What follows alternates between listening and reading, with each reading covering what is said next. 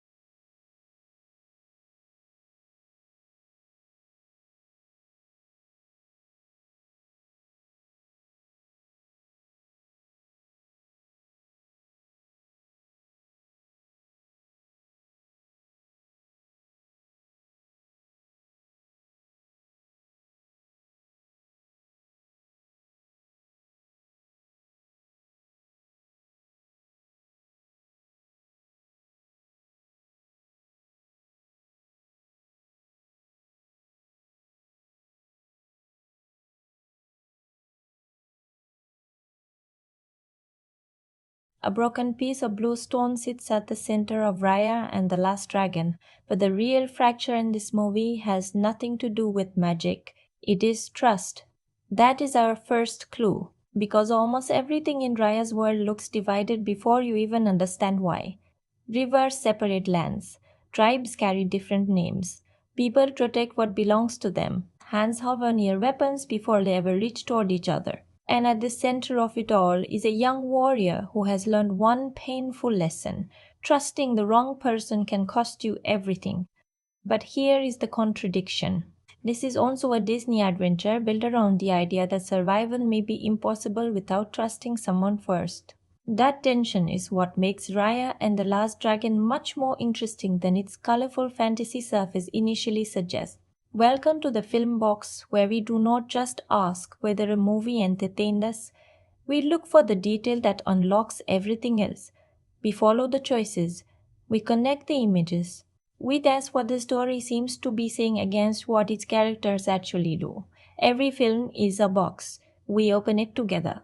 And this particular box is filled with pieces, pieces of a kingdom, pieces of a family, pieces of an ancient power, pieces of stories people have told themselves about one another for so long that nobody remembers what unity actually felt like. That is what I want you to keep in mind as we move through this film. Not the dragon, not the action, not even the mythology. Watch the distance between people. Watch how often someone has a reason to hold something back. Watch how frequently generosity is treated as weakness, suspicion is treated as intelligence, and cooperation becomes something characters want only after every safer option has failed. Because Raya's journey is not simply about saving a fantasy world, it is about what happens when a world becomes so accustomed to mistrust that mistrust starts feeling reasonable. And that makes the central question uncomfortable. What if everybody has a good reason not to trust anybody? Then what? That is the trap this movie builds. Raya herself is easy to understand because she is not suspicious for no reason. Her caution comes from experience. She has seen what happens when optimism meets betrayal. So when the story eventually asks her to believe in cooperation again, it is not asking her to become naive. It is asking whether a person can remain open after being given every reason to close themselves off. That is a much harder question. And it gives this movie an emotional engine that sometimes works beautifully, even when other parts of the storytelling do not land with the same string.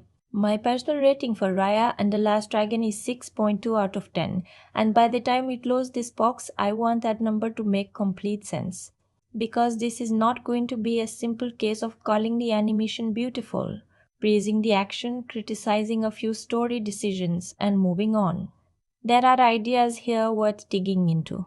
The way Kumandra is designed as a world whose geography reflects its emotional division, the way food repeatedly becomes a test of openness, the way different characters protect themselves with completely different forms of armor, the way Raya and Namali seem to stand on opposite sides of the conflict, while repeatedly revealing how much they actually mirror each other. And then there is Sisu, a dragon who enters a suspicious world carrying almost the most dangerous belief imaginable. Maybe people deserve another chance. At first, that sounds like simple optimism. Later, it becomes the mechanism driving nearly every important decision in the film. So, as we open each compartment, keep returning to that first clue the broken pieces, because the obvious mission is to bring separated pieces together. The more interesting question is whether people can do the same thing. And before we follow Raya across Kumandra, before we examine the filmmaking, the characters, the flaws, the deeper meaning, and eventually the spoilers, there is one thing we need to understand first. Disney gives us a warrior searching for the last dragon, but the dragon is not the most surprising part of the story. The surprising part is what the movie asks Raya to do after she finds her. And that is where our hook really begins. The most gripping thing about Raya and the Last Dragon is not that its world has been shattered. It is that almost everyone believes somebody else is responsible for keeping it shattered. That distinction changes everything. Because the moment a story gives every side a reason to feel betrayed, unity stops sounding noble and starts sounding dangerous.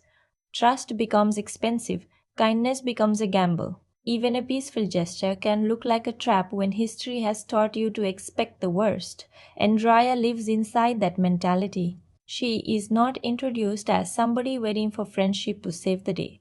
She is capable, alert, fast, and prepared. She watches people carefully because she has learned that appearances can be misleading. Her strength comes partly from refusing to be caught unprepared again.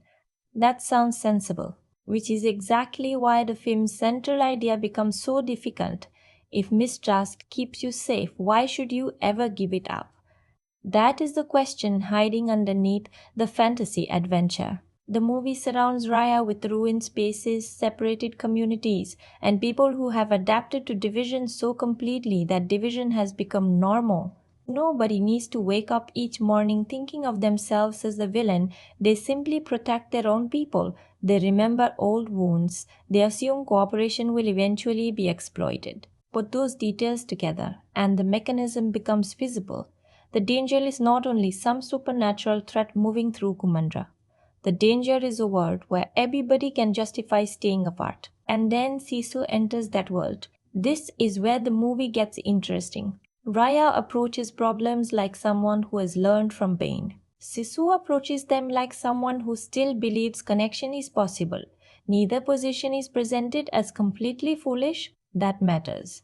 Because if Raya was simply cynical and Sisu was simply correct, the story would be easy.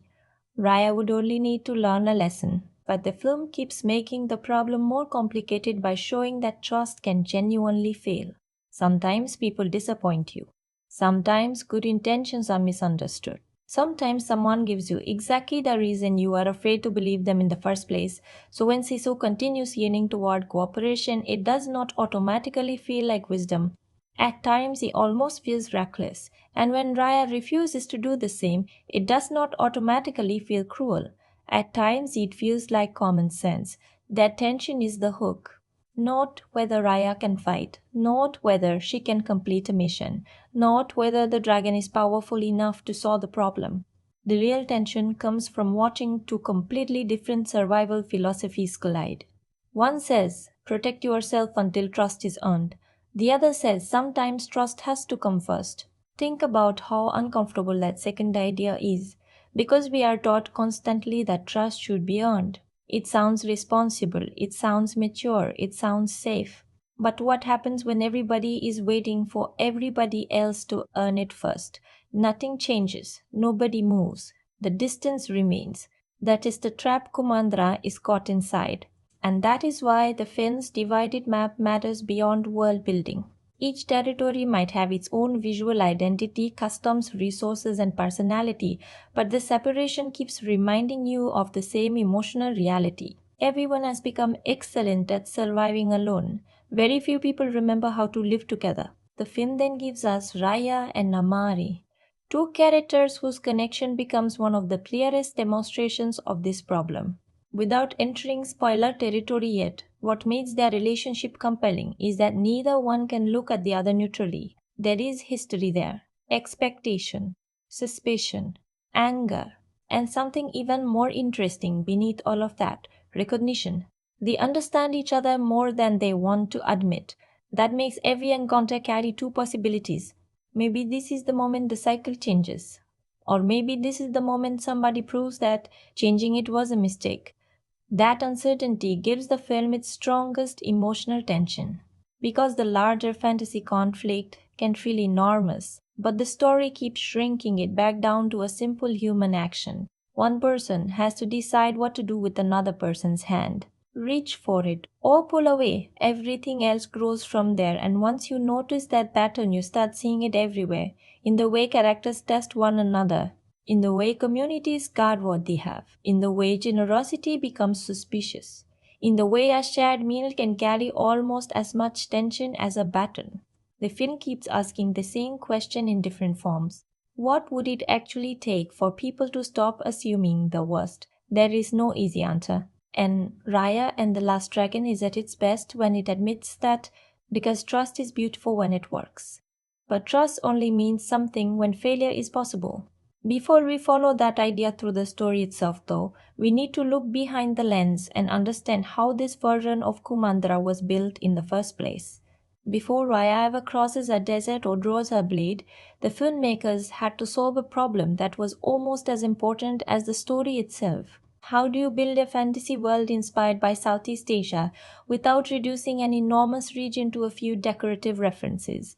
Disney's answer was not to copy one country and rename it Kumandra. The project worked with the Southeast Asia Story Trust and Disney's own development materials show specialists helping shape details ranging from Sisu's design to Raya's clothing and visual language. Sisu, for example, was developed with influence from Naga traditions associated with Southeast Asia, while artists worked with consultants including Lao visual anthropologist Dr. S. Steve Arunsak and Thai architect Natakri Tatan Sumdariarat.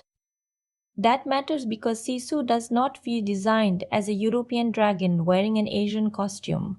Her long flowing form connection to water crest and movement all push the creature toward a different mythic vocabulary. And once you recognize that, the water imagery stops looking like background decoration. Kumandra is organized around rivers, rain, mist, wetlands, and flowing ships because water becomes part of the film's emotional grammar. It separates people geographically, yet it is also one of the few things running through almost every part of their world. The design quietly tells us something the characters have forgotten. Division does not erase connection. You can draw borders around the land, but the same water keeps moving through it. The second production choice becomes even clearer whenever Raya fights. Her combat was not animated as generic fantasy swordplay. Disney identifies Pencak Silat from Indonesia and Muay Thai as inspirations for her hand-to-hand movement, with Arnis, also known as Kali, from the Philippines, influencing her weapon style. Even her sword takes inspiration from the Indonesian kris or keris. Watch what that does to her characterization. Raya does not move like someone whose strength depends on heavy armor or oversized attacks. She shifts her weight quickly, she redirects, she closes distance. She uses angles and timing. Her fighting style makes her seem alert even when she is standing still. That fits the person we met in the first two layers, someone who has learned to survive by reading danger before danger reaches her. So the choreography is doing character work. Her fighting tells us how she thinks. She rarely wants to surrender control of a situation. She wants options, space, and exit. The physical language of combat therefore reinforces the emotional language of distrust. Even before the screenplay explains what Raya is carrying inside, her movement tells you that this is a person trained to expect the next problem. The third fact is much quieter, but you can literally see it moving in almost every scene. Disney's animation team developed specialized techniques for the film's wrapped clothing, drawing from garments such as the sampot and dhoti. Disney Animation SIGGRAPH material explains that these garments created unusual CG challenges because their folded panels behave differently from more conventional sewn patterns. Why should you care about that technical problem? Because cloth changes silhouette. Raya's cape, layered clothing, hat, and flowing fabrics make her body appear protected before she even speaks. Her costume is not merely there to make a cool action hero recognizable from a distance. The layers make her seem enclosed, ready for weather, ready for movement, ready to hide part of herself. That is exactly where technical craft and storytelling meet. The animation has to make those layers believable so the character can carry her emotional history around her body. Rhea does not simply tell us that she has become guarded. She looks guarded. And then there is one production fact that changes the way you look at the scale of the entire movie. Nearly all shot production was completed from the homes of more than 450 artists and crew members during the COVID-19 pandemic. Disney's technical leadership also described the rapid challenge of enabling the studio to operate remotely at that scale. Think about that while looking at Kumandra. Crowded markets, massive landscapes, mist, water, fur, fabric, elaborate architecture, fast moving action sequences. A movie obsessed with separated people learning how to cooperate was itself being assembled by hundreds of artists, physically separated from one another. We should not turn that coincidence into some invented claim about what the filmmakers secretly intended. The interesting part is simpler. Movies this large are collaborative objects. Every frame depends on departments solving different problems and then making those solutions feel like one image. The audience is never supposed to notice exactly where one person's contribution ends and another begins. That makes Raya's world an especially fitting example of animation itself. A finished frame looks unified precisely because countless separate pieces have agreed with one another. Pieces again, different strengths, one world. And there is one last behind the scenes detail worth opening because it proves how seriously the production could treat an object that most films would barely notice. The soup. Disney Animation devoted dedicated effects work to creating the Southeast Asia inspired soup that appears early in the story, including its design, simulation, and materials. Disney's visual development medial identifies ingredients such as shrimp paste, lemongrass, and lime leaves in the bowl Benja prepares. It seems tiny compared with dragons and magical stones. It is not. Food is one of this movie's earliest mechanisms of trust. Benja does not imagine unity only as a speech or a political agreement. He tries to make people share space, share a table, share something made from different ingredients. That means the effort spent making the food feel specific and believable is not wasted realism. It strengthens the metaphor without announcing that a metaphor is happening. A bowl becomes a miniature version of Kumandra. Different ingredients do not lose their identity when they come together. None has to pretend to be the other. The point is that difference can become part of a whole rather than a reason for separation. And suddenly, our original clue, the broken pieces of the gem, has company. Water connects divided lands. Clothing reveals emotional protection. Combat reveals suspicion. Food turns difference into cooperation. The production design is already telling the story before the larger plot has finished explaining it. And that is important because the best world building does more than convince you that a fictional place exists. It makes the world participate in the argument of the movie. Kumandra is not simply where the story happens. Its divisions, textures, objects, movement, and traditions constantly remind us what has been lost and what might still be rebuilt. So now that we understand some of the machinery behind Kumandra, we can open the next compartment.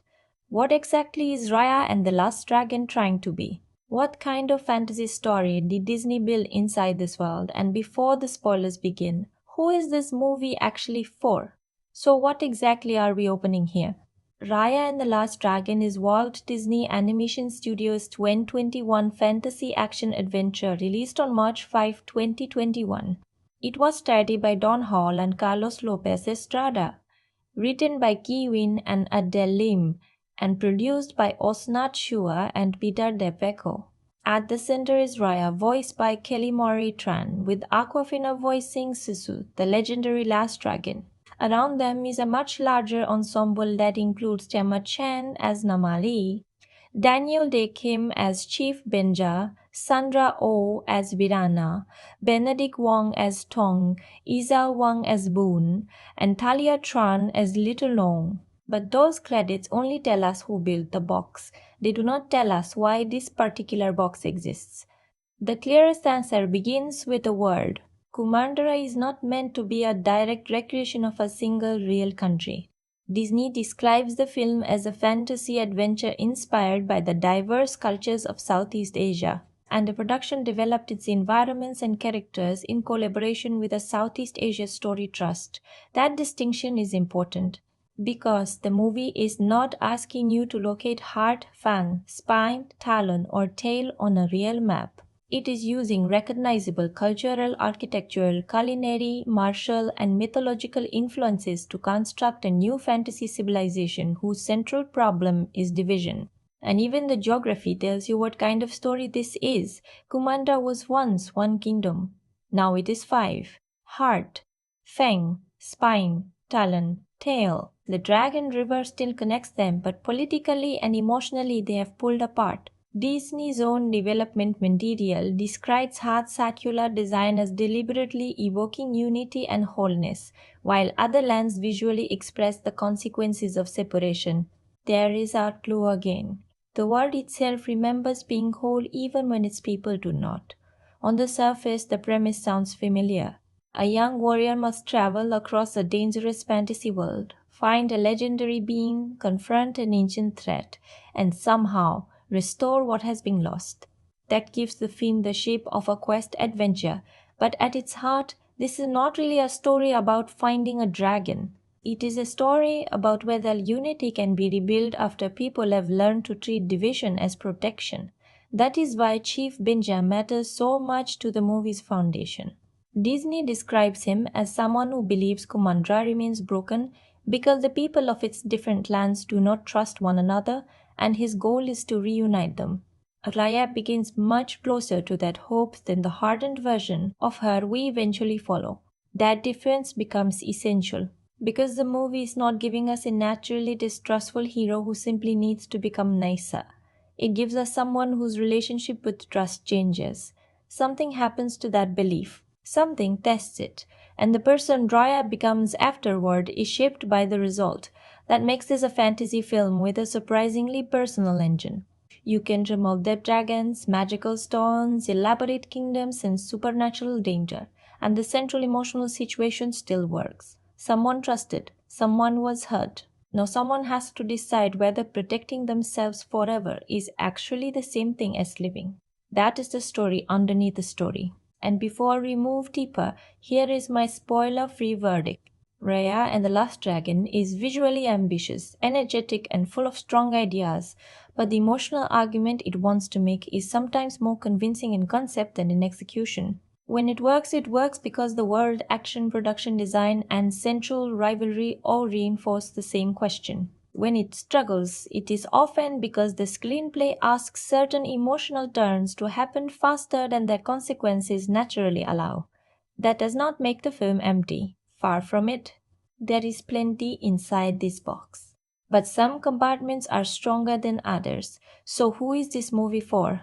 If you enjoy animated fantasy adventures with fast martial arts inspired action, detailed world building, unusual creature design, and a central relationship built around rivalry and distrust, there is a lot here to enjoy. If you are someone who likes examining what a family fame is trying to say underneath its adventure structure, there is even more to work with. And if you need every emotional lesson to emerge from airtight character logic, you may find yourself pushing back against the film in exactly the places where it most wants you to agree with it. That tension is going to become important later, because my 6.2 out of 10 is not a rejection of what this movie wants to say. It comes from the distance between the strength of the idea and the consistency of the storytelling used to reach it. And to understand that distance properly, we need to go back to the beginning, not the production beginning, the emotional beginning, the first minutes, the atmosphere, the promise the film makes before we know where any of this is going. Because before Raya and the Last Dragon asks us to believe in trust again, it first has to make us believe in Kumandra. The opening minutes of Raya and the Last Dragon do something clever before the adventure even settles into its rhythm. They make loss feel normal. We enter a world that already carries the scars of something enormous. The Druan have turned people to stone. Dragons have disappeared. Kumandra, once imagined as a single land, has fractured into competing territories. Raya explains this history with the weary confidence of someone describing a disaster that happened long before she had any power to change it. Immediately, the atmosphere is different from the bright fantasy adventure the title might make you expect. There are dragons in the mythology, there is magic, there is a young hero, but the emotional temperature is cautious. The world feels ancient, damaged, and defensive. Then the film shifts into heart and the contrast becomes important. Rhea is not introduced sitting around dreaming about adventure. She is already moving through a test. She navigates traps, calculates danger, and fights with the controlled confidence of someone who has been trained to protect something valuable. That choice tells us almost everything we need to know about the version of Raya the movie wants to establish. She is capable before the quest begins. The story does not need to teach her bravery. It does not need to teach her how to fight. It does not even need to teach her responsibility. Her weakness is going to live somewhere less obvious. Trust. And because the opening gives her competence so quickly, that emotional weakness becomes more interesting. Raya can solve physical problems. She understands traps. She can read movement. She can improvise. But people are much harder. That is the first watch hook for me. The action is polished, but the character contradiction underneath it is stronger. Then Chief Benja changes the atmosphere. Where Raya is cautious, Benja still believes in possibility. He imagines the divided lands coming together again, and he approaches that dream almost stubbornly.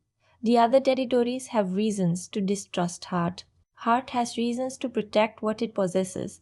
Everyone has inherited stories about everyone else. Benja looks at that entire system and decides to invite people to eat. It is such a small action compared with the scale of the conflict, and that is why it works. The film could have introduced unity through a grand political speech. Instead, one of its first meaningful images of cooperation is food being prepared from different ingredients. The metaphor is simple, maybe even obvious, but visually it is effective. Different things enter the same bowl. None stops being what it is. Together they become something richer. That is the word Benja wants. And for a few minutes, Leia seems willing to believe it might actually be possible. This is also where the film establishes something crucial about its tone. Raya and the Last Dragon wants to move quickly, very quickly. The opening gives us mythology, geography, family relationships, political division, magical rules, compatibility, and the beginnings of a personal connection without spending long periods explaining any one element. That momentum helps the film feel adventurous. There is always another door opening, another location waiting, another piece of Kumandra to discover, but even this early you can sense the trade off. When a movie moves this fast, emotional moments do not always receive much time to breathe. That becomes one of the larger issues we will eventually discuss. For now, though, the speed works because curiosity is doing most of the lifting. You want to know what happened to the dragons. You want to understand why the lands distrust one another. You want to see what is being protected inside Heart. And most importantly, you start watching Raya interact with Namari. That relationship immediately has more electricity than a simple hero meets rival setup.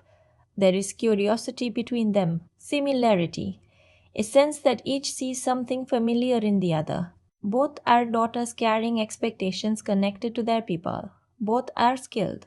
Both have grown up inside stories about division. And for a short moment, the film allows the possibility that they may step outside those inherited boundaries. That possibility is what gives the opening its emotional tension. Because by this point, the movie has already taught us to be suspicious. So even when a connection feels genuine, part of you is waiting for something to go wrong.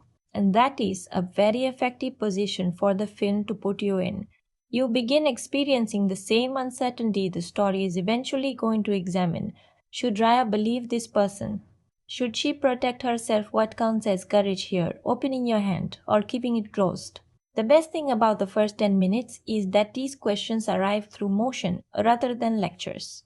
A training sequence shows us responsibility.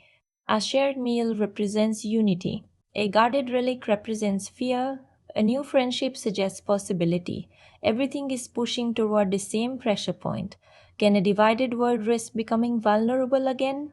Visually, the film supports that feeling with skill. Heart looks lush, alive, and protected. Water surrounds it. Structures feel connected to the landscape. There is warmth here that stands against the harsher world we know exists beyond its borders. It gives you something worth losing. That matters. A ruined world only means something emotionally if the movie first lets you sense what wholeness could have felt like. And when the opening moves toward the event that changes Raya's life, the earlier warmth gains a different function. It becomes fragile. The atmosphere does not simply shift because danger arrives. It shifts because the film proves its central fear can be justified. That is the moment that made the premise more interesting to me than a standard magical quest. Rhea will eventually be asked to believe in people. But the opening does not make that lesson easy. It first gives her a reason not to. And once that happens, the adventure can begin. But before we walk through the story itself, there is another compartment worth opening first. Because Raya and the Last Dragon is constantly communicating through movement, framing, color, architecture, editing, and texture. And some of its strongest storytelling happens before anyone says a word. One of the strongest things Raya and the Last Dragon does is make its divided world readable before the story explains every difference. You can often tell where Raya is simply by looking at the frame. Heart feels open, green, humid, and connected to water. Fang is controlled and imposing with architecture that communicates order and protection. Tail is dry and exposed. Tylon compresses people into busy commercial spaces. Spine feels colder, heavier, and more physically intimidating. These environments do not just give the adventure visual variety, they turn political separation into visual language. Every region has developed its own personality because every region has spent years thinking of itself as separate.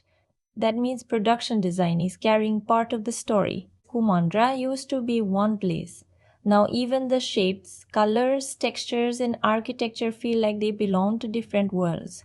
The camera reinforces that idea by changing how Raya occupies those spaces. When she is moving through dangerous territory, the compositions frequently emphasize distance. Raya is placed against large landscapes. Long roads stretch ahead of her. Ruins dominate the frame. She can look capable and still appear small. That balance matters. The film wants Raya to feel skilled without making the journey feel easy. She may understand combat, but she cannot control the scale of the problem around her. Then notice what happens during close physical confrontations. The visual language becomes tighter. Distance disappears. Bodies move quickly through the frame. The action emphasizes reaction and counter-reaction rather than simple displays of power. That makes Raya's combat feel connected to her psychology. She rarely fights like someone who enjoys chaos. She fights like someone trying to manage it. Block, redirect move, recover, create space again. Her emotional instinct is almost identical. When somebody gets too close, she protects herself. When something becomes unpredictable, she tries to regain control. That is filmmaking doing more than making the hero look impressive. The action becomes character behavior. Namari's presence changes that rhythm. When Raya and Namari face each other, the choreography carries a different feeling because they are unusually well matched. Neither encounter feels like a simple hero versus monster obstacle. There is recognition inside the movement. They watch each other, anticipate each other, react quickly because each understands the kind of person standing opposite her. That gives the confrontations an intimacy that many larger action sequences do not have. They are communicating through combat even while refusing to communicate emotionally, and the editing knows when to let that relationship become the focus. The movie generally moves at a rapid pace, but during the strongest confrontations, the cuts preserve enough spatial clarity for you to understand where the characters are and what each movement is trying to accomplish. You are not merely watching speed, you are watching decisions. The distinction is important in animated action because animation can make a character perform almost anything. There are no physical cameras that must literally follow the actors, no real world locations limiting where the viewpoint can go. So, when an animated movie chooses restraint, it is meaningful.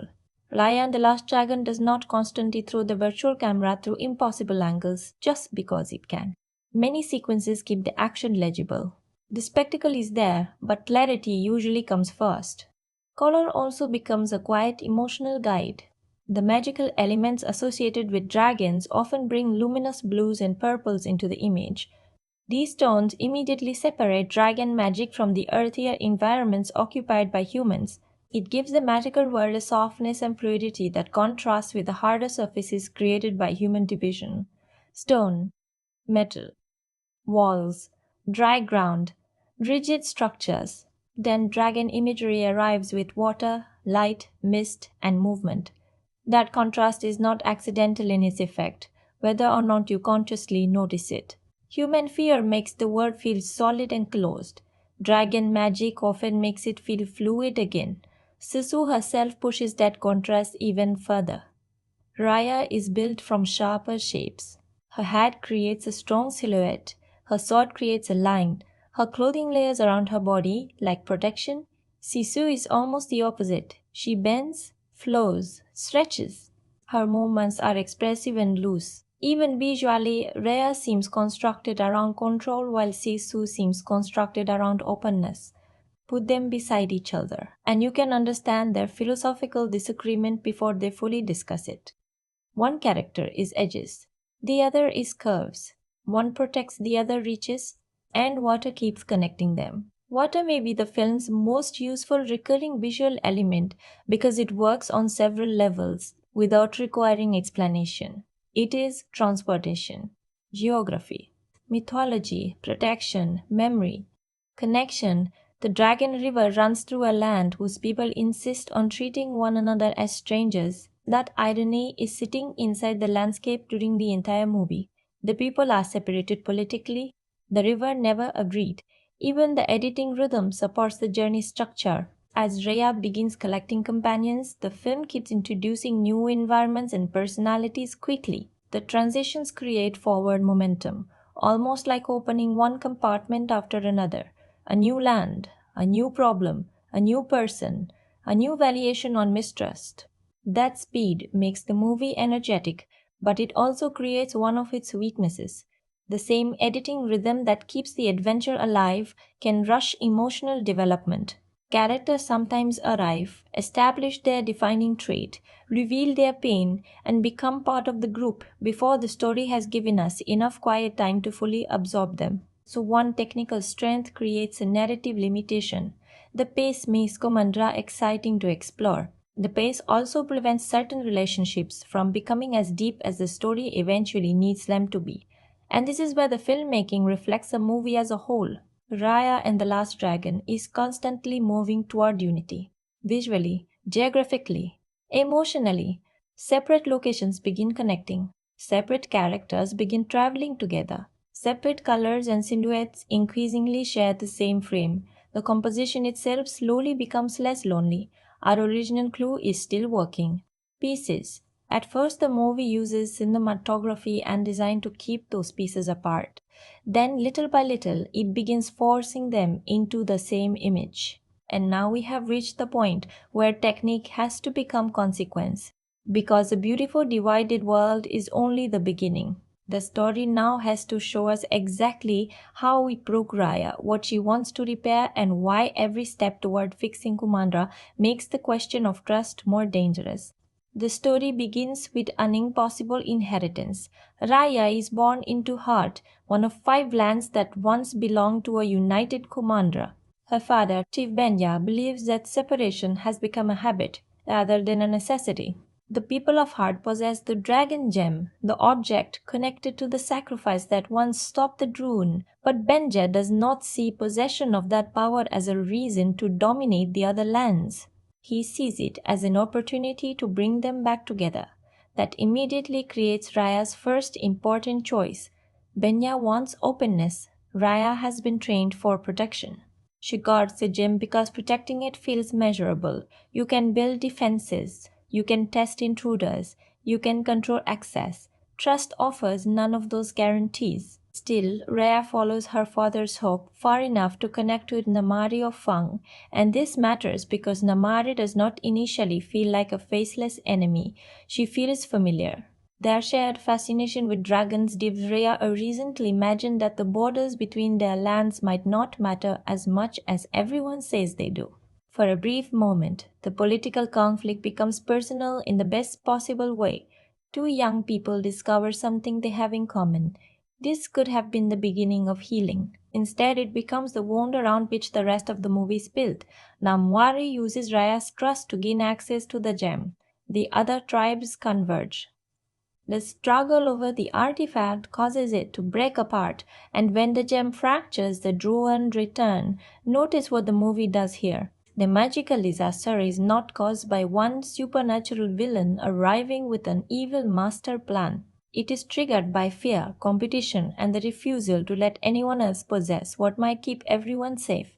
The gem breaks physically because Kumandra is already broken emotionally. That is our clue becoming mechanism. Each land takes a fragment. Everyone protects their piece. And while they do that, the larger world collapses. Raya loses her father to that room, and the cost of trust becomes permanent in her mind. Years later, she is no longer the girl who can be persuaded by a shared interest and a friendly gesture.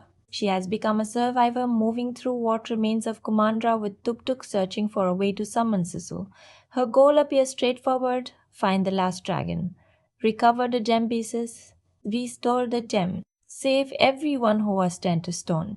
But Raya's deeper goal is more complicated. She wants restoration without vulnerability. She wants to repair the world while keeping the lesson she learned from its destruction. That is the contradiction driving the entire quest. Eventually, Raya succeeds in summoning Sisu, and the great legendary dragon she expected is not what arrives. Sisu is powerful in ways that matter, but she is also playful, trusting, socially open, and almost completely out of step with the suspicious world Raya has spent years navigating. This is not just comic contrast. Sisu is the character who challenges the survival philosophy Raya has constructed.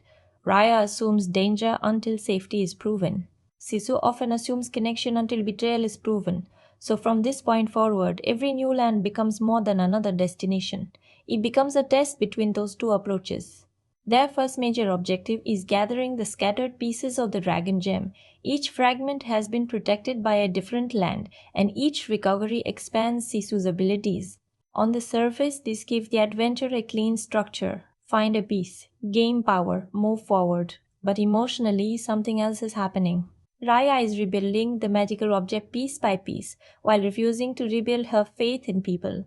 The mission is moving in one direction, her heart is moving in the other. As Raya and Sisu travel, they begin gathering companions who have also been shaped by the Druun and the division of Kumandra. Bon appears first as a fast-talking young entrepreneur, running a boat and restaurant by himself.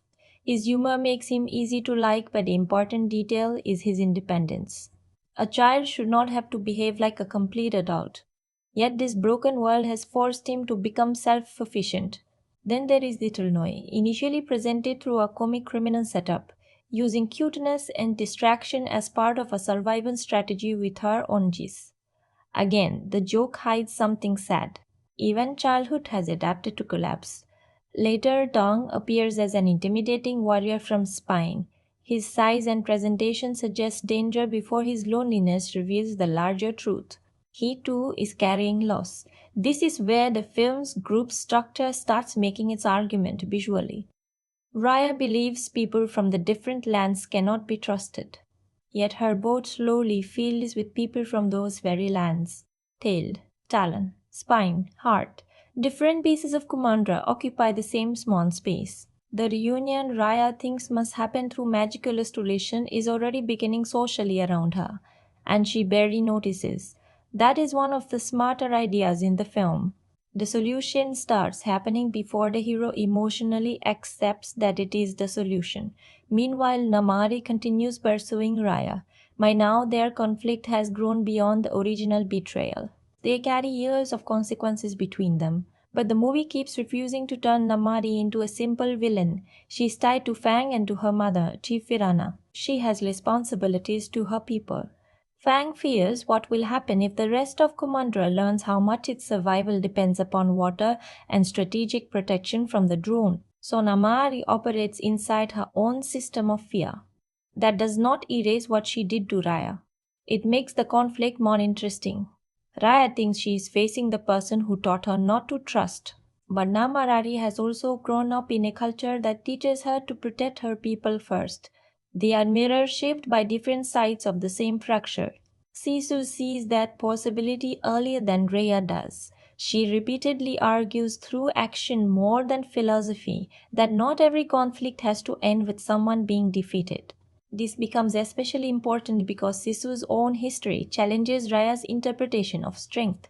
The dragons who once faced the Dwarf did not triumph because one dragon became powerful enough to solve everything alone. Their hope depended on collective trust. The dragon gem itself is a product of that unity. Rhea therefore spends most of the movie chasing an object whose existence disproves her worldview. She wants the power created by trust without having to practice trust herself. That is the mechanism at the heart of the story. And eventually it pushes Sisu toward the one relationship Raya refuses to approach differently, Namaire. Sisu believes there is still something worth reaching for. Raya sees only the original wound. The tension between them is no longer about whether Sisu understands how dangerous Kumandra can be. By this point, she does. The question is whether danger means trust should disappear completely. As the group closes in on the final gem piece, everything becomes concentrated around Fang. Raya wants control. Sisu wants a different path. Namayari is caught between curiosity, duty, fear, and everything that happened years earlier. And then the situation collapses. During the confrontation, Sisu is struck and falls. Her loss has immediate consequences for the world because the protective relationship between dragons, water, and the drone begins to disappear. Raya's worst belief now appears to have been proven again. She trusted the possibility of peace. Someone she already distrusted was involved, and she lost someone because of it. This is where revenge becomes tempting. Raya confronts Namari not as a guardian gathering gem pieces, but as someone furious enough to reduce the whole conflict to blame. Their fight becomes one of the movie's most important moments because both of them believe the other is responsible. Raya sees Namarari's actions. Namari sees Raya's refusal to trust. Neither is completely innocent, neither is completely responsible alone. And while they fight over who caused the disaster keeps growing around them. That is Kumandra in miniature. Everyone has evidence, everyone has pain, everyone can explain why the other side should make the first move, and everybody loses while waiting. Raya finally begins to understand that restoring the gem is not going to work simply because the pieces are physically reunited. The same ingredient that created its power in the first place is still missing trust. But now the movie makes that word cost something. Raya cannot demand proof from Namari first. If she does, they remain trapped in the same cycle. Someone has to move without certainty, someone has to surrender control. Anaya realizes the most difficult part of her father's dream was never getting everyone into the same room. It was convincing one person to risk being the first to believe. So she does the exact thing her entire journey has trained her not to do. She gives Namari her gem piece and allows herself to be turned to stone. The others follow. One by one, the pieces are handed over. Not because Namarari has suddenly provided perfect evidence that she deserves them. Not because every wound has been discussed and resolved, but because somebody has to stop treating self-protection as the highest possible value. Namari is left holding everything. The person Raya once blamed for breaking trust is now the person everyone must trust to restore the gem. That reversal is the story's final test. Namari assembles the pieces and joins the others. The gem's power returns. The Drun are defeated. Those turned to stone are restored. The dragons return. And Raya finally reaches her father again. But the real restoration happened one decision earlier, not when magic came back, when someone surrendered the demand that another person take the risk first. The movie's entire quest has been moving toward that point. The broken gem was never only an object to collect, it was a map of the problem. Every land held one fragment and believed protecting its own fragment was necessary. Raya repeated the same pattern inside herself. She protected her own pain. Namari protected her own loyalties. Each person had a piece of the truth. Nobody had enough alone. The story works when you see that connection. A magical artifact becomes a physical representation of a social failure. A group of strangers becomes a miniature Kumandra. A rivalry becomes a test of whether inherited mistrust can end. And a hero who begins by protecting something learns that sometimes restoration requires releasing control rather than tightening it. The execution of that lesson is not flawless, and we are going to challenge some of its logic later. But as a piece of story construction, the destination is clear. Raya thought the mission was to put the gem back together. What she actually had to learn was why it broke. And this is the moment the box opens completely.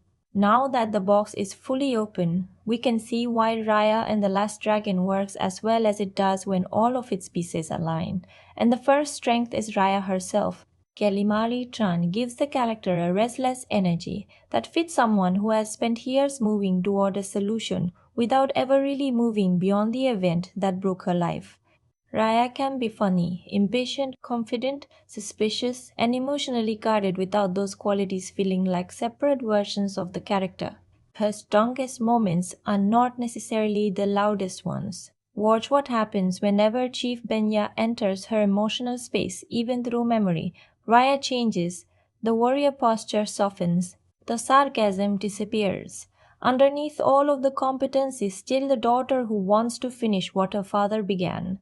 That gives the quest a personal reason to exist. She's not collecting gem pieces because an adventure movie needs collectibles. She believes restoring Kumandra might restore the person she lost. That emotional connection prevents the fantasy mechanics from becoming completely mechanical. But the performance that creates the most useful contrast is Awafina as Sisu. The choice is intentionally unusual. Sisu is legendary in the way people talk about her. But when she actually appears, she is awkward, enthusiastic, curious, and much less majestic than Leia expected. That could have reduced the character to comic relief. Instead, the humor has a narrative function. Sisu has not absorbed Kumandra's culture of suspicion. She enters this fractured world almost emotionally unarmed. Where Raya sees possible betrayal, Sisu often sees a person who might respond to kindness. That difference keeps their conversations alive because they are rarely arguing about the immediate problem only. They are arguing about how the world works. And visually, the film is exceptional at making that world worth exploring. Each land has a distinct identity without making the movie feel as if Raya has entered five unrelated films. Tail's dry openness creates exposure. Talon's crowded waterways generate constant movement. Spine feels physically heavy and isolated. Fang is polished and controlled. Heart feels warm and almost circular in its sense of protection. The differences are enjoyable on a surface level, but they also serve the larger theme. The five lands look separate because they are people think separately. That is strong production design because the environment is not simply beautiful, it is participating in the story. The action works for the same reason. Raya's fights are often built around skill rather than raw power. Her confrontations with Namari are especially effective because they feel competitive instead of one sided. Neither woman exists merely to make the other look stronger. They challenge each other. And because their history gives every physical exchange emotional weight, the choreography carries more meaning than another battle against anonymous creatures could have. Their later confrontation is the clearest example. By that point, Raya is not fighting only to win. She is fighting while carrying anger, grief, and blame. Namare is doing something similar from the opposite direction. The movements are aggressive, but what makes the scene memorable is the realization underneath them. Both characters are so focused on determining whose fault everything is that they nearly repeat the exact behavior that destroyed Kumandra in the first place. The action becomes theme. That is where the film is strongest. Then there is the story construction around Raya's growing group. Boon Noi, Tong, and Sisu initially seem like the familiar collection of colorful side characters a family adventure picks up along the road, but together they create something smarter. Raya spends the film insisting that the different lands cannot simply trust one another, while her own boat slowly becomes a tiny version of united Kumandra. People from different territories eat together, travel together, fight beside one another, protect one another. They become evidence against Raya's worldview before she is ready to recognize it. That is elegant construction. The movie does not need someone to explain the symbolism because the group itself is the argument. Music and sound also help sell a world that has to balance ancient myth with fast adventure. James Newton Howard's score moves between intimate emotional passages and larger rhythmic action without making the film lose its sense of scale. But I especially like how sound works around water and dragon magic. Human spaces often feel busy with footsteps, markets, weapons, boats, voices, and physical movement. Dragon related moments can become more spacious. Water rushes, magic resonates, the soundscape opens. The contrast helps dragon power feel like something belonging to an older layer of Kumandra, rather than just another visual effect. And if I had to choose one sequence that captures what the film does best, I would not choose the biggest explosion or the most spectacular magical transformation. I would choose the final act when the remaining characters must decide whether they will hand their gem pieces to Namali, because the whole movie has been preparing that image. Separate people, separate pieces. One person has to move first. Raya does. Then the others follow. There is very little conventional heroism in the action itself. Raya is not overpowering an enemy. She is surrendering control. That is what makes the moment powerful. The physical object she has spent the story recovering becomes something she willingly gives away. And that reversal completes her arc more clearly than any final combat victory could. For me, this is why Raya and the Last Dragon remains worthwhile even though I ultimately land at 6.2 out of 10. The movie contains a genuinely strong visual and thematic architecture. The broken gem represents the broken world. The divided lands become a united group. The river connects people who insist they are separate. Raya and Namari mirror one another. And Sisu challenges the idea that caution is always the same thing as wisdom. When those pieces lock together, the movie feels thoughtful, exciting, and emotionally precise. But there is a problem. The stronger the central idea becomes, the more pressure it places on the logic required to support it. And this is exactly where the film begins to wobble. Because asking someone to trust again is one thing, convincing us that the person being trusted has earned the emotional position the story gives them is something else entirely. That opens the next compartment, and it is the one where my 6.2 rating begins to make much more sense. The biggest weakness in Raya and the Last Dragon is not its message, it is the speed at which the movie asks us to accept that message. Trust is the center of the story, but trust is also complicated. It becomes especially complicated when betrayal has caused real consequences. That is where the film sometimes simplifies an idea that should probably remain difficult. Raya does not distrust Namari because of a misunderstanding. She distrusts her because Namari betrayed her confidence and helped trigger the chain of events that shattered the gem and brought the June back. That wound is not abstract, it shaped Raya's entire life. So when the film eventually pushes Raya to the idea that she must trust Namari again, the thematic destination makes sense. The emotional route feels rushed. This matters because the movie occasionally frames Raya's caution as if the main problem is simply her unwillingness to believe in people. But caution is not automatically a flaw when the story itself has already shown that betrayal can be devastating. The film needed more space between those two truths. Yes, endless suspicion can destroy people, but forgiveness and trust are not the same thing. Forgiveness can be offered internally. Trust usually depends on behavior. The movie sometimes compresses those ideas into one lesson. That is where the writing loses some precision. Namari is also affected by this problem. She is one of the most interesting characters in the movie because she is not written as a purely malicious villain. She cares about Fang. She carries pressure from her mother and from the political reality around her. She admires dragons. She shares more with Rhea than either character wants to admit. All of that gives the filmmakers material for a genuinely layered rival. But the movie does not always give Namari enough quiet character development to make her final emotional position completely satisfying. We understand her conflict. We understand her responsibilities. We understand that she is not simply evil. What we do not always get is enough gradual transformation. Too much of the relationship depends on us accepting what the story wants Namari to represent, rather than watching every step of that change happen naturally. The supporting cast has a similar problem. Baon, Tong, and Little Noi are entertaining. They also embody different parts of Kumandra, which makes their presence thematically useful.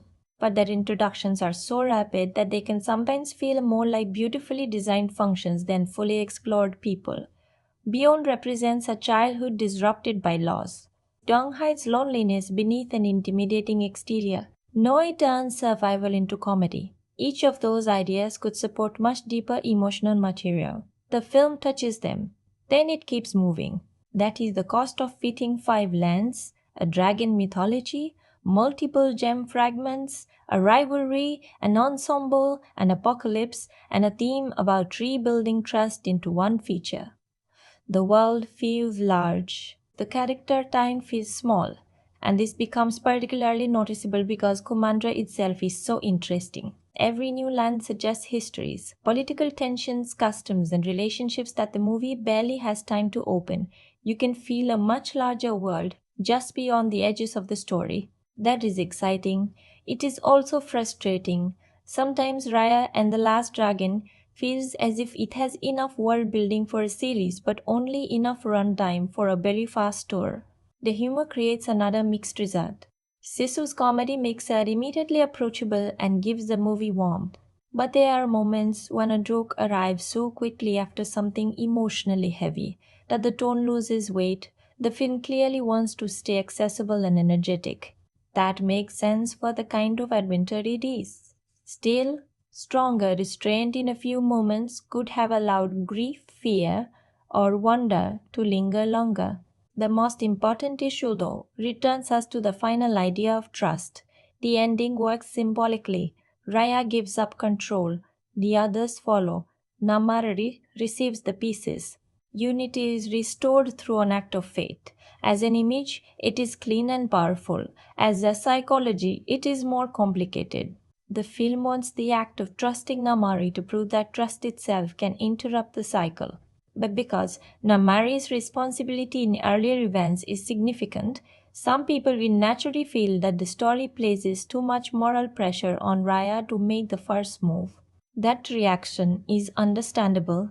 The movie is not wrong to argue that somebody must break a cycle, but it does not fully explore the difference between breaking a cycle and ignoring accountability. That missing distinction weakens the lesson, and this is where my rating settles. I do not think these flaws destroy the film. The visual imagination remains strong, the action remains sharp, the central metaphor remains effective, Raya and Namari remain compelling mirrors. But the movie reaches for a mature emotional argument while sometimes using storytelling shortcuts that make that argument feel easier than it really is. For a story about putting broken pieces back together, some of the emotional connections needed another moment to click into place. And the best way to understand that weakness is to compare this movie with other animated adventures trying to balance world building, character, and big ideas. Raya and the Last Dragon becomes easier to judge when you put it beside other animated adventures that are also trying to build huge worlds without losing the human story inside them. The first comparison is Moana. Both movies follow capable young women traveling through myth inspired worlds alongside supernatural companions. Both use water as something larger than scenery. Both build their emotional journeys around restoring something that has been damaged. But Moana gives its central relationship more breathing room. Moana and Maui spend enough time clashing, failing, learning, and gradually understanding one another that their eventual connection feels accumulated. Raya moves faster. Its world is arguably more politically complicated, but that complexity consumes time the character relationships need. So Raya gives us more factions, Moana gives us more space. That trade off explains why Raya can sometimes feel enormous and emotionally compressed at the same time. Then there is Zootopia. This comparison matters because both films deal with societies divided by fear and suspicion. Zootopia builds its conflict to institutions, stereotypes, personal prejudice, and the way fear spreads through a community. Raya expresses division through fantasy geography. Five lands, five identities, one broken civilization, but Zootopia spends more time showing how distrust reproduces itself. Characters make assumptions. Systems reinforce those assumptions. Good intentions can still cause damage. That makes its social argument feel layered. Raya's message is simpler. People must learn to trust again. There is power in that simplicity, especially for a broad family audience, but it also creates the problem we discussed in the previous compartment. Trust is treated almost like the missing magical ingredient. Real relationships usually require something messier. Repair, accountability, time. That is where Zootopia feels more patient. Rhea feels more mythic. Now put Rhea beside How to Train Your Dragon. The similarity here is not just dragons. Both stories begin inside cultures shaped by inherited assumptions. People have been taught what the other side represents before they have personally questioned it. Hiccup's relationship with Toothless gradually destroys the certainty he inherited. The important word is gradually. He observes, experiments, fails, learns. The relationship itself becomes evidence. That is something Raya and the Last Dragon could have used more of between Raya and Namari. Their connection has enormous potential because they are mirrors, but the movie frequently separates them, brings them together for confrontation, then asks the final act to carry emotional development that might have been stronger if it had been distributed throughout the journey. How to Train Your Dragon therefore makes reconciliation feel discovered. Raya sometimes makes reconciliation feel required, and that difference matters. Finally, compare Raya with Frozen 2. Frozen 2 on Not US expands a familiar world through buried history, elemental mythology, and a conflict created by an older generation. Both films are interested in repairing something larger than the hero. Both ask characters to face consequences they did not personally create. But Raya has stronger physical action. Its martial arts inspired confrontations have clarity, speed, and personality that give Raya a sharper, adventurous identity. Where Frozen 2 often becomes reflective, Raya keeps moving. And for anyone who wants animation with genuine action choreography rather than spectacle alone, that is one of Raya's strongest advantages. So, what does Raya do that these movies do not? Its best distinction is the way it turns political fragmentation into geography. Kumandra is not just a kingdom with disagreements, the disagreement has become the map. Every border is evidence. Every region is another compartment of the same broken civilization. And Raya's traveling party slowly reverses that division by placing representatives of different lands on one boat. That is a beautifully clean visual idea. If you loved Raya and the Last Dragon, I would send you toward how to train your dragon next. Not simply because dragons are involved, but because it explores distrust, inherited fear, and connection with more patient emotional development. Moana is another natural choice if what you loved was a journey, mythology, humor, and relationship between a determined hero and an unpredictable supernatural companion. And if Raya did not work for you because its trust message felt too simplified, Zootopia is probably the stronger alternative. It examines fear and division while allowing the consequences of mistakes to remain uncomfortable. That comparison brings us to an important conclusion. Raya and the Last Dragon is not lacking ideas. If anything, it has too many good ones competing for limited time. Its world could support more stories. Namari could support more development, the Five Lands could support deeper exploration, and the team could support a more difficult conversation about what happens after trust has already been broken. The movie chooses momentum instead. Sometimes that creates thrilling adventure. Sometimes it leaves emotional space unopened.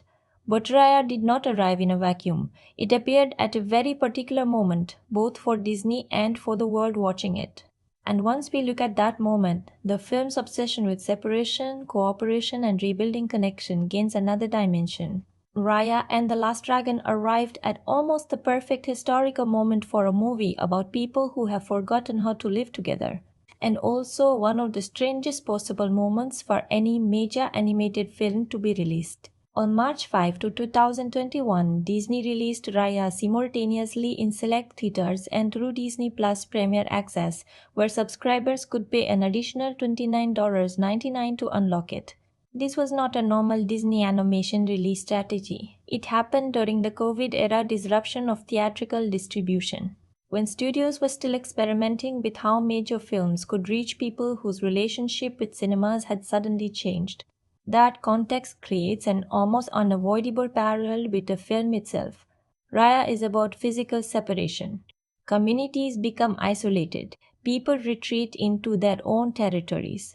Connection becomes difficult, and the movie reached audiences during a period when millions of people were experiencing separation in a completely different, real world sense. We should not pretend the film was secretly written as a pandemic allegory. Its development began before that crisis. But meaning does not only come from intention. Timing changes the way a story lands. A movie arguing that survival depends on cooperation feels different when the people watching it have recently learned how interconnected everyday life actually is. There was another reason Ryder's arrival mattered. It represented a major step for Southeast Asian visibility within Disney animation. The Los Angeles Times described it as the studio's first animated feature inspired by Southeast Asian cultures, while contemporary coverage also highlighted Raya as Disney's first Southeast Asian princess. That significance should not be minimized. For many families, seeing visual influences connected to foods, clothing, architecture, martial arts, mythology, and customs associated with Southeast Asia inside a massive Disney fantasy carry genuine emotional weight. But the reaction was never completely simple. The production worked with Southeast Asian writers and the Southeast Asia Story Trust, and the fictional Kumandra intentionally drew inspiration from multiple cultures across the region. At the same time, some Southeast Asian commentators questioned whether combining so many distinct cultures into one fantasy setting risked turning an extraordinarily diverse region into one generalized idea of Southeast Asia. Others criticized the voice cast for including many performers of East Asian rather than specifically Southeast Asian heritage. That debate is important because it reveals something larger about representation. Being visible is not automatically the same as being specific. Raya was meaningful precisely because Southeast Asian inspired imagery had rarely received this scale of mainstream Hollywood animation. And because that opportunity was rare, the film also carried expectations that almost no single fantasy movie could completely satisfy. That is the strange burden of being early. You are expected to open the door and somehow represent everyone standing behind it. The fairest reading for me is that Raya represents progress without representing the end of the conversation. Its achievement is real. So are the questions people raise about specificity. The critical response was broadly positive. Metacritic currently records a score of 74 from 48 professional reviews, categorized as generally favorable.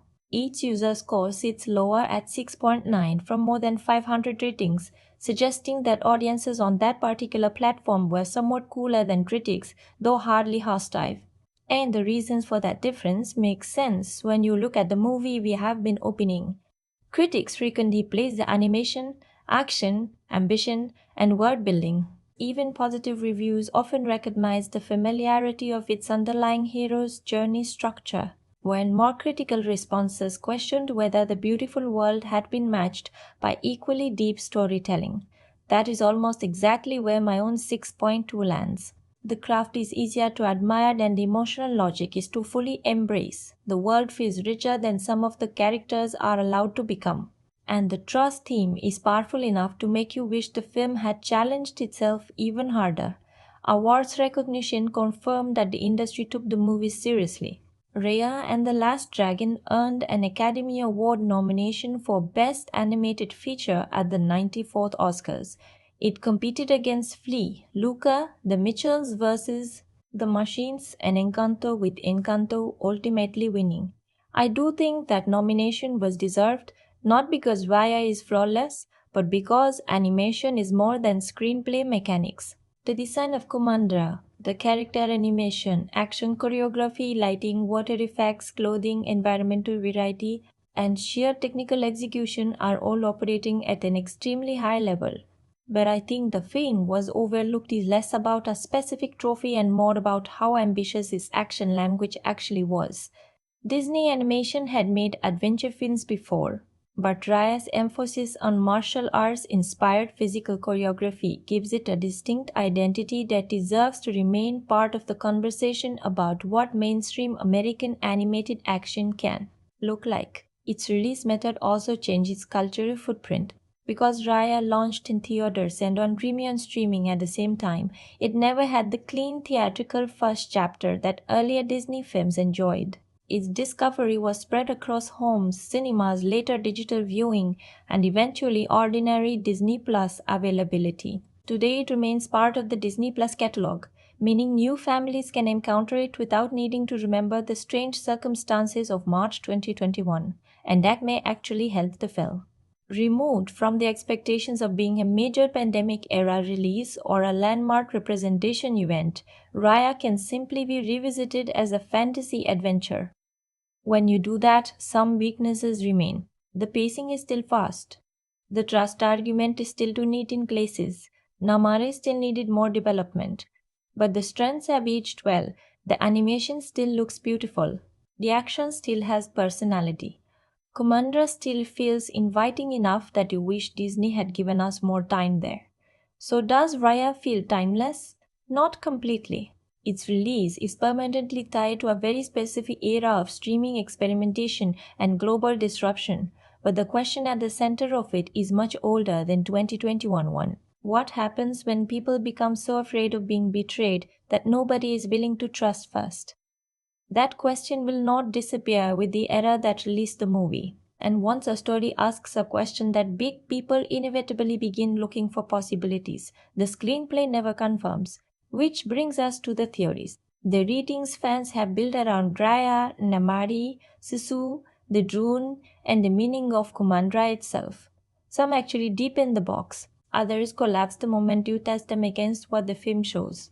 Once a movie builds a world this large and leaves parts of it unexplored, people naturally start filling the empty compartments themselves. And Raya and the Last Dragon has produced several interpretations that are much more interesting when we treat them as possibilities rather than hidden facts. The most discussed one surrounds Raya and Namari. Some people read the tension between them as something beyond rivalry or damaged friendship. That interpretation is not coming from nowhere. Kelly Maritran herself said that while performing Raya, she personally imagined romantic feelings existing underneath Raya's relationship with Namari. She was also clear that this was her own interpretation rather than something the film officially confirms. And when you examine the movie, you can understand why that reading developed. Raya and the Mari are fascinated by each other almost immediately. They share an obsession with dragons. They understand each other's abilities.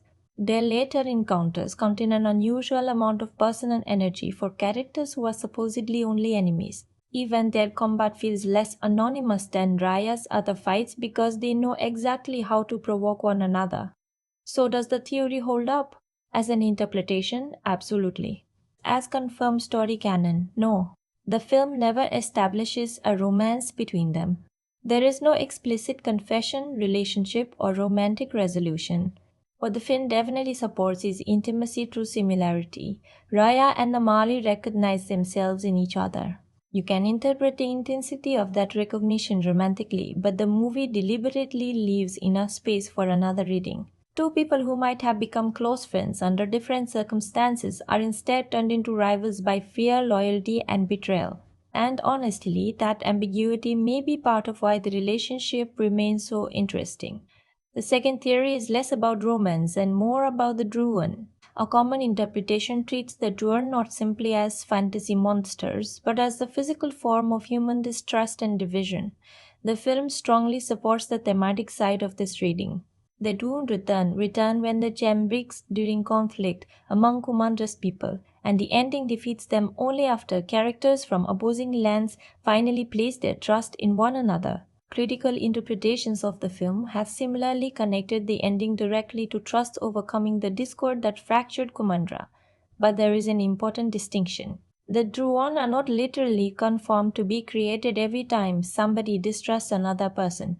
The movie's mythology gives them a real supernatural existence. So saying the Druun are secretly nothing but mistrust goes too far. A stronger interpretation is that they function symbolically like mistrust. Look at what they do. They spread. They empty communities. They turn living people into isolated stone figures. They leave behind societies that become even more defensive. Fear produces division, and division makes the world less capable of responding collectively. That is exactly what distrust does to Kumandra socially. So the drone work best as monsters and metaphor at the same time. Then there is a smaller theory surrounding Seuss' siblings and the dragon gem. Some fans have tried to explain why each gem fragment grants Sisu a different ability associated with one of her siblings, suggesting that individual fragments may preserve particular contributions from the dragons who created the gem. Another faint interpretation goes further and argues that some of the siblings' seemingly modest abilities may have been much more strategically important during the original confrontation with the Druun than the movie explicitly shows. This one is fun because it grows from actual mechanics inside the movie.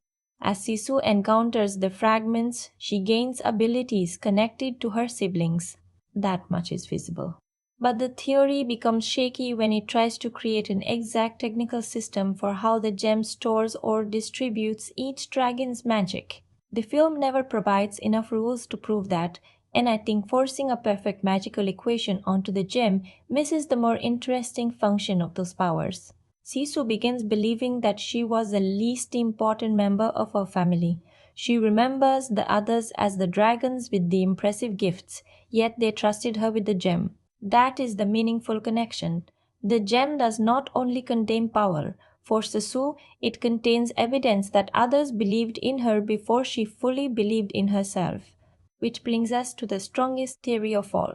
Maybe the broken gem represents Kumandra more completely than the characters realize. 5 fragments.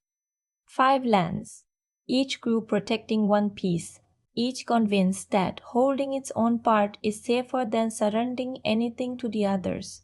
No single fragment can restore the world.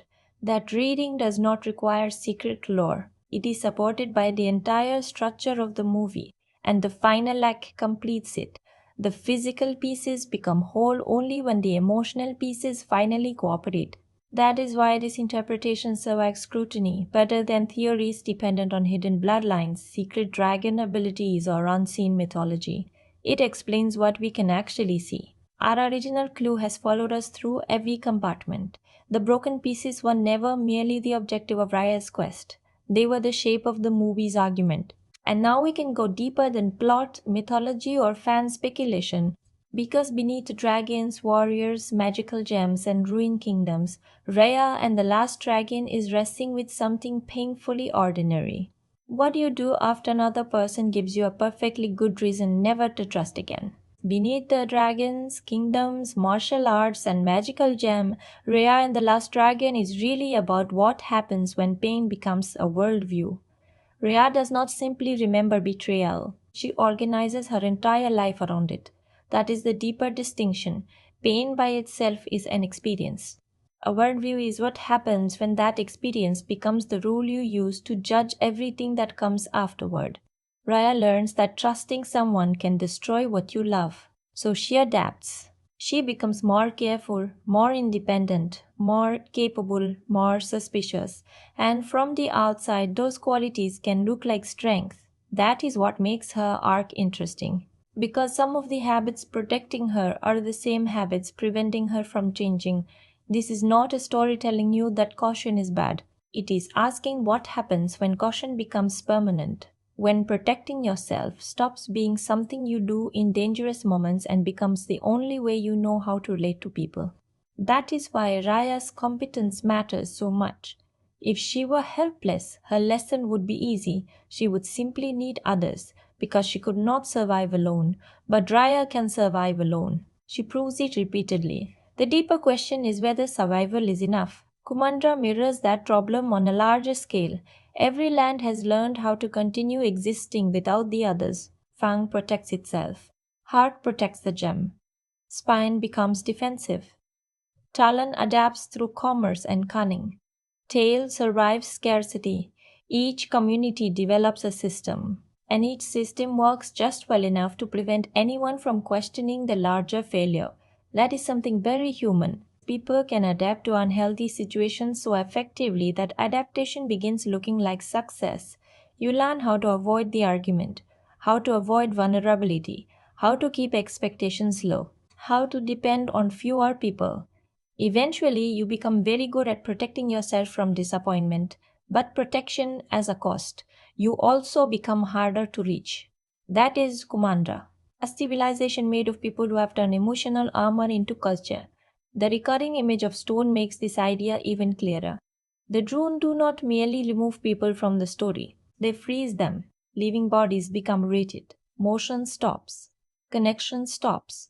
Emotion stops. That image works beautifully beside Raya's emotional state. She is alive and moving constantly, yet part of her is frozen at the moment everything fell apart. Her body travels across Kumandra. Her belief about trust barely moves until Sisu. Sisu represents something Raya has almost trained out of herself. Not stupidity, not blindness, openness. That is important because the movie occasionally makes Sisu seem naive for comic effect, but her real function goes deeper. She keeps creating opportunities for people to become more than Raya expects them to be. Sometimes she is wrong. That cannot be ignored. But the fact that trust can fail does not automatically prove that distrust should become permanent. This is the difficult space the movie is reaching toward. Any meaningful relationship requires some amount of uncertainty. You can gather evidence, you can set boundaries, you can learn from experience. But eventually, if another person is going to matter to you, there will be something you cannot completely control. That is the risk. And that risk is exactly what Rhea hates.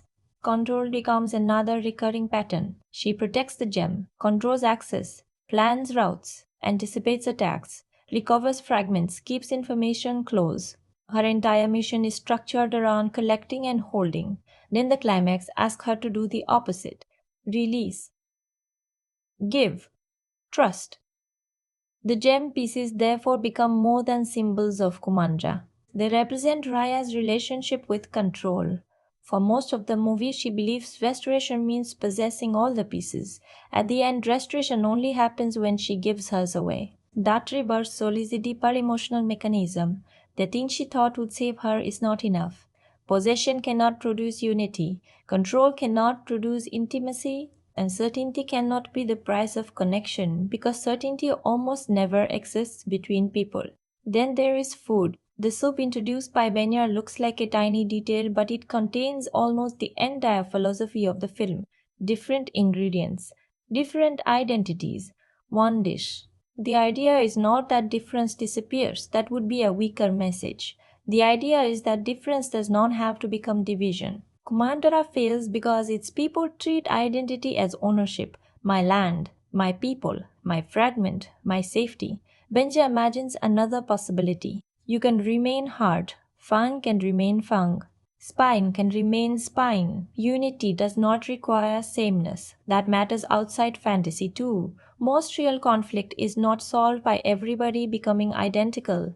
Families do not work because everyone thinks the same way. Friendships do not survive because disagreement disappears. Communities do not become healthy because history is forgotten. Mayhem becomes meaningful when difference can exist without automatically becoming threat.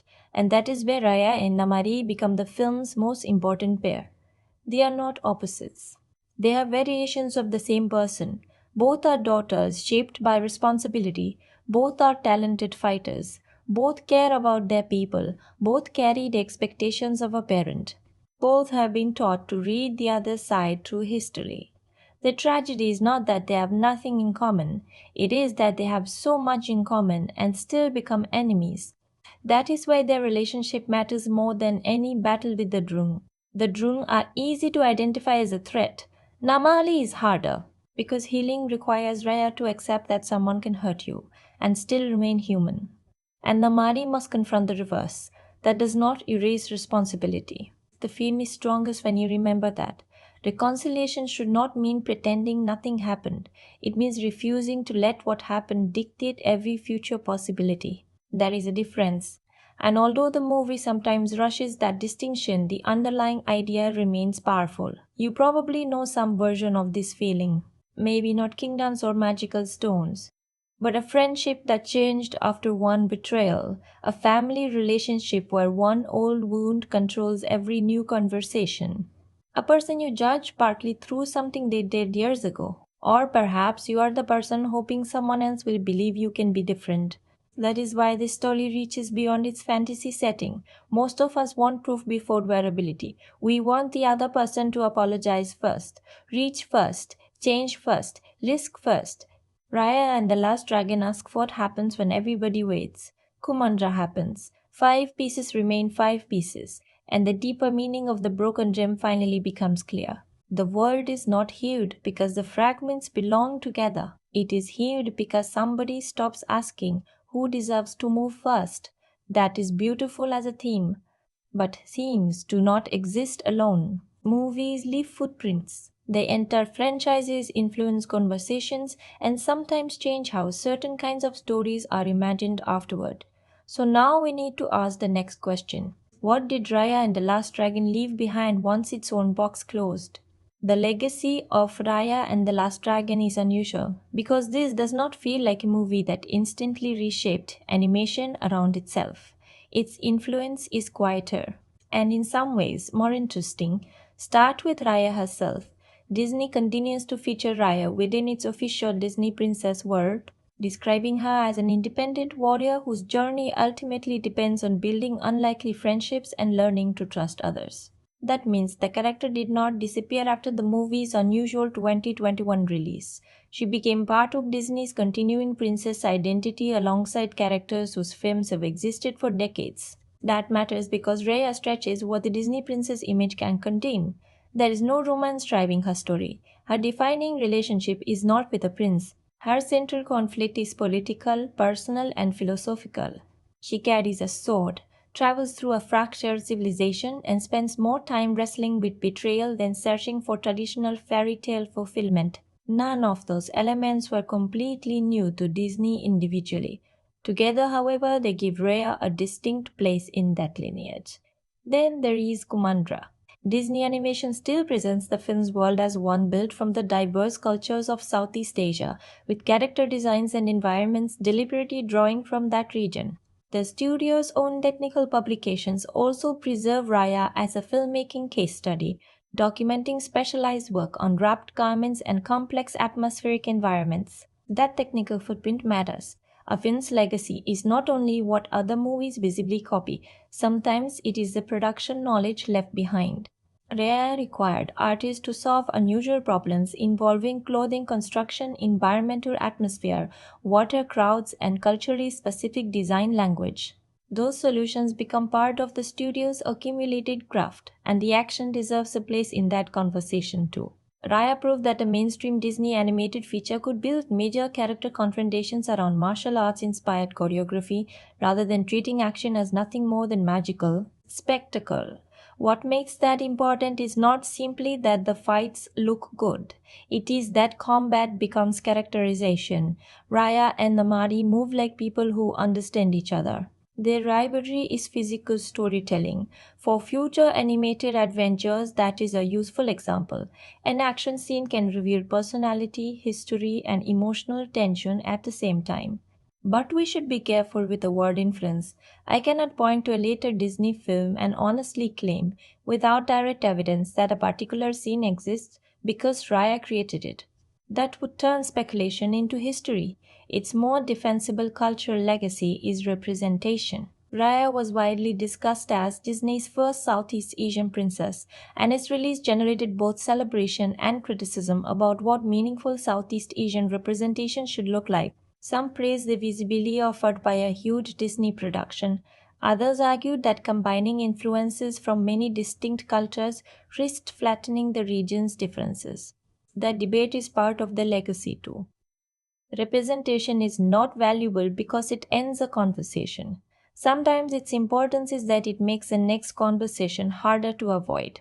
After Raya simply saying Asian representation without asking which cultures, which histories, which languages, and whose perspective becomes increasingly insufficient. Specificity matters, and Raya's mixture of achievement and controversy demonstrates why. Its reputation also seems to have settled into an interesting middle ground. The film received major awards recognition, including an Academy Award nomination for Best Animated Feature, establishing that its craft was taken seriously even though it did not win the Oscar. Yet, Raya has not become one of those Disney movies whose songs dominate popular culture or whose characters immediately produce an enormous theatrical franchise. Its strength lies somewhere else. You remember the world, the sword fights, Sisu, the gem, Raya's hat, Namanieri, and especially the idea of the five lands. The movie leaves you with the feeling that Kumandra contains more stories than the film had enough time to tell. As of August 2026, I could not verify an officially announced Walt Disney Animation feature sequel from Disney's current public film materials. So it would be wrong to pretend the franchise's next chapter is confirmed. Disney does, however, continue to maintain Raya's film and character within its official catalog and princess presence. And perhaps that absence exposes the most frustrating part of Raya's legacy. The movie built a world that feels larger than the movie itself. Five lands with different identities, a restored dragon civilization, political relationships that now have to be rebuilt, a complicated history between Heart and Fang, a Raya and Namari relationship that ends at the exact point where its next stage could become fascinating. The story closes the gem. It does not close every possibility. So, what does it mean for animation history that Raya and the Last Dragon exists? It means Disney Animation devoted one of its major fantasy adventures to a Southeast Asian inspired world, placed a warrior woman at its center without building her identity around romance, gave martial arts a major role in its visual language, and attempted to turn distrust between communities into the machinery of a family adventure. It did not execute every part perfectly. Maybe that is why its legacy is worth discussing. Because Raya is neither an unquestionable modern masterpiece nor an experiment that vanished. It is a beautifully constructed, imperfect attempt to expand what a Disney fantasy world could look like. And our original clue survives even here. Pieces, cultural influences brought together, technical departments brought together, different lands brought together. A movie whose greatest strength and greatest criticism both come from how it combines things. But there is one compartment left before we can give the final verdict. We have talked around the ending, now we need to enter it completely. Because once every spoiler is on the table, the broken gem, Sisu's fall, Namari's final decision, and Raya's last act of trust reveal whether the film truly earns the message it has spent the entire journey building. Alright, full spoilers from this point. If you haven't seen the film yet, close this now, go watch it, and come back when you're ready. Trust me, you'll want to experience it fresh. The ending of Raya and the Last Dragon only makes complete sense when we return to the moment that originally destroyed Kumandra. The dragon gem does not break because the drone overpowered it. People break it. Hard fangs, spine, talon, and tail gather around something capable of protecting everybody, but each group becomes afraid that someone else will control it. Their struggle fractures the gem, the drone return, and every land grabs one piece. That sequence contains the entire movie in miniature. Nobody intends to destroy the world. Everybody is trying to protect their own position, and that is exactly how the world gets destroyed. Years later, Raya believes she is correcting that disaster by collecting the fragments. But there is an irony hiding inside her mission. She is still behaving according to the logic that broke the gem. She wants all the pieces under her control. She trusts herself to decide what happens next. The object is changing hands, but the philosophy behind the conflict has not changed. That is why simply collecting the fragments can never be the true solution. Sisu understands this earlier, and the reason comes from her own past. When the dragons faced the Dune generations earlier, Sisu was not the obvious champion. Her siblings contributed their powers to the gem and trusted her with the final responsibility. That memory completely reframes Sisu. Her optimism is not based on never experiencing danger, it is based on having once been trusted when she did not believe she deserved that trust. So, whenever Sisu gives somebody another chance, she is repeating the gift that changed her own life. That connection is easy to miss because the film packages Sisu as comically leaves so often. But underneath the jokes is a character whose entire identity was created by someone else's faith in her. Then we reach Namari. The movie has spent almost its entire runtime preparing us to distrust her. The childhood betrayal is the obvious reason, but the film also keeps showing us smaller contradictions. Namari genuinely loves dragons. She clearly responds to Susu with wonder. She does not behave like someone who wants Kumandra destroyed. At the same time, she repeatedly prioritizes Fang and follows decisions shaped by fear. That combination is essential. Namari is dangerous not because she enjoys destruction. She is dangerous because she can justify her choices, and that makes her much more representative of Kumandra than a traditional villain would have been. The critical moment comes when Sisu tries to create a peaceful exchange. Raya wants safeguards. Namari arrives armed. Sisu believes a connection is still possible. Then everything goes wrong. During the confrontation, Namar's crossbow fires and Sisu is struck. The important hidden detail here is not simply who touched the trigger. It is how quickly both Raya and Namari construct a version of the event that protects themselves from responsibility. Raya sees another betrayal. Namari points out that Raya's aggression also helped create the situation, and the uncomfortable truth is that both contributed to the collapse. That does not make responsibility perfectly equal. It means the movie refuses to let blame become the solution. Sisu falls into the river.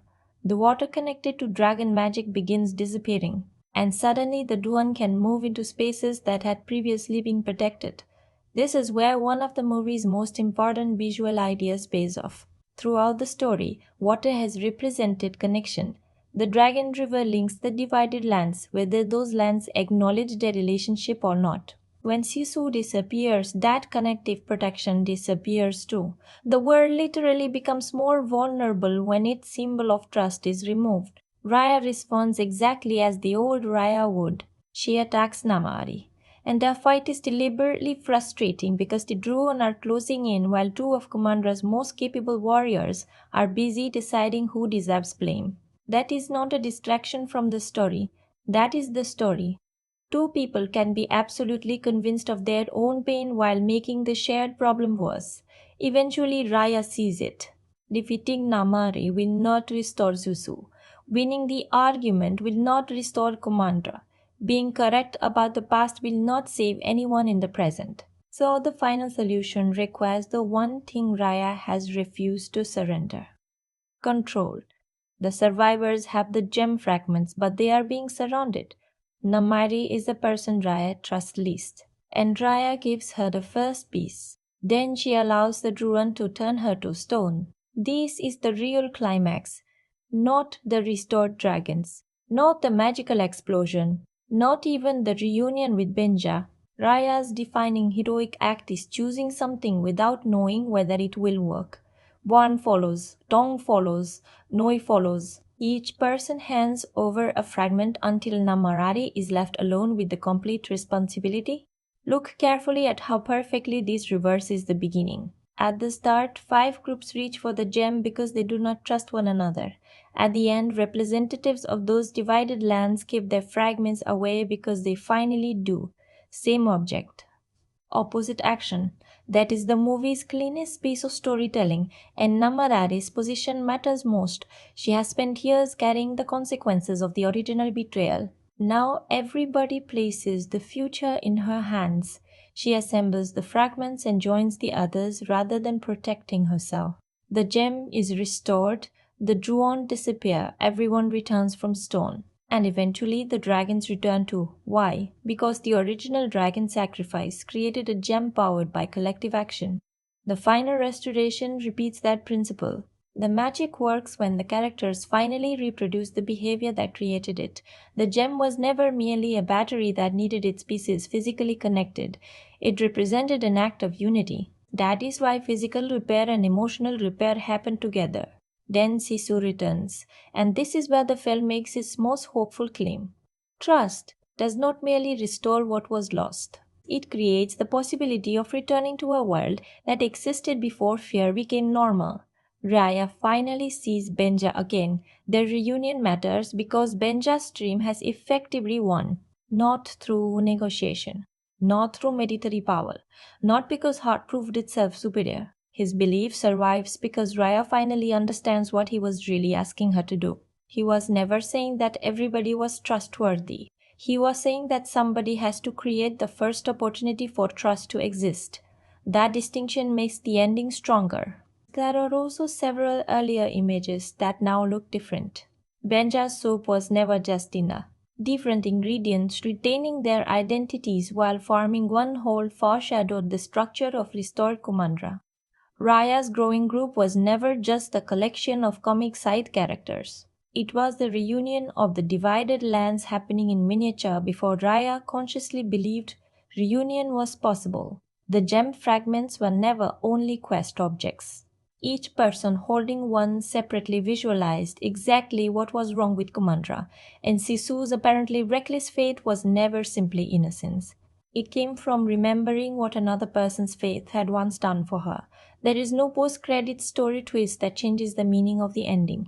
The important final image is the restoration itself. Kumandra is once again represented as something larger than 5 territories protecting their own pieces. And my reaction to that ending is mixed in a very specific way. Emotionally, the imagery works. Raya handing over the gem fragment is powerful. The others following her works. Namari being forced to choose works. The return of Benja works. But the movie gets there faster than I wish it had. Namari needed more development. Raya's forgiveness needed more space. And the difference between trust, forgiveness, and accountability deserved a more complicated treatment. That is why the ending moves me more as symbolism than as perfectly earned psychology. Still, the final reveal of our clue is beautifully clear. The gem did not save Kumandra because it was magical.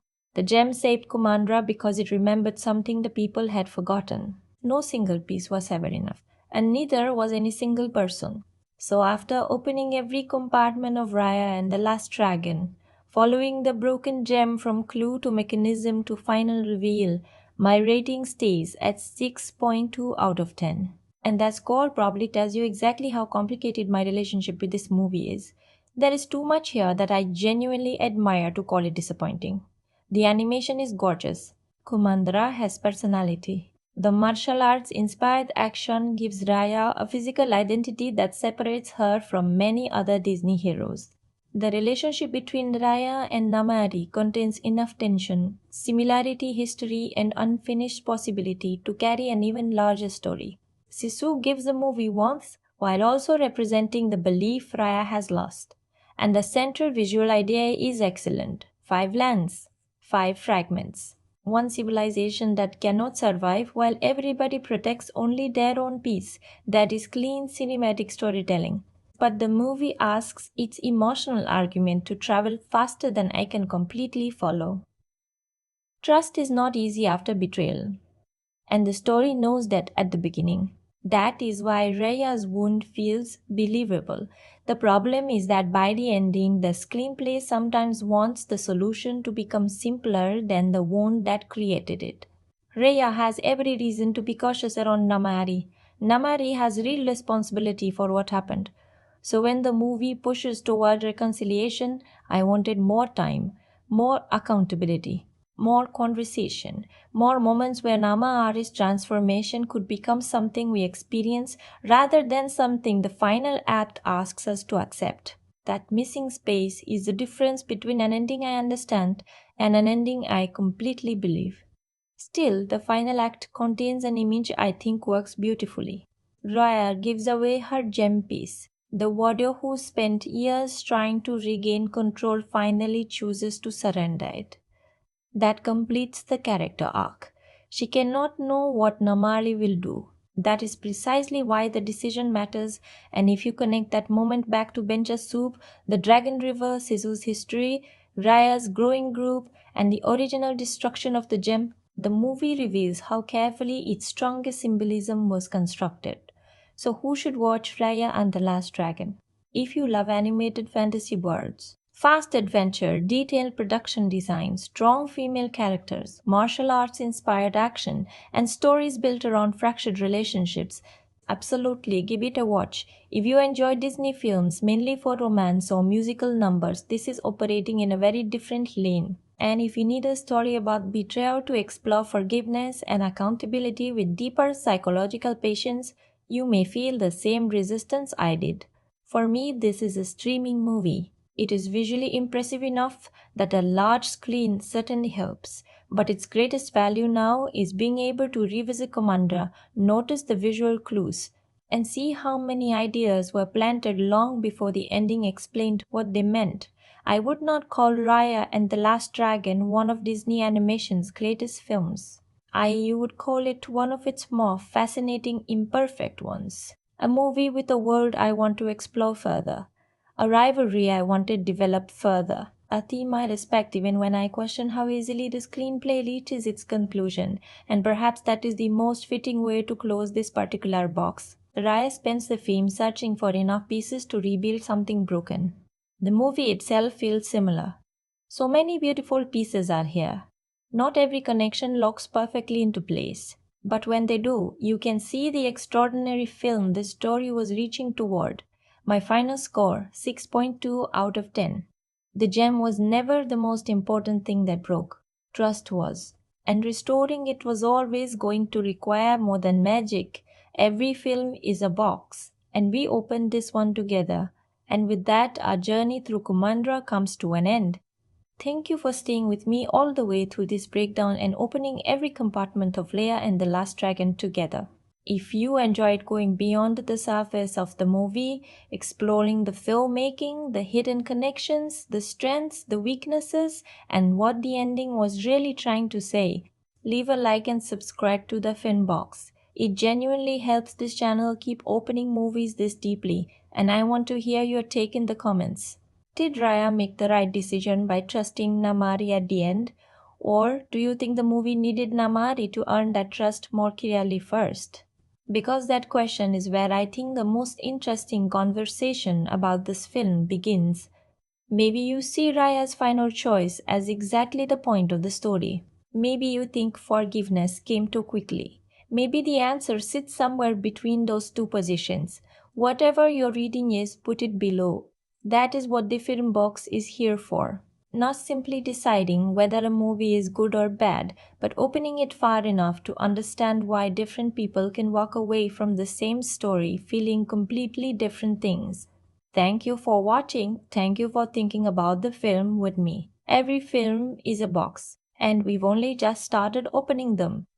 That's the film box. See you in the next one.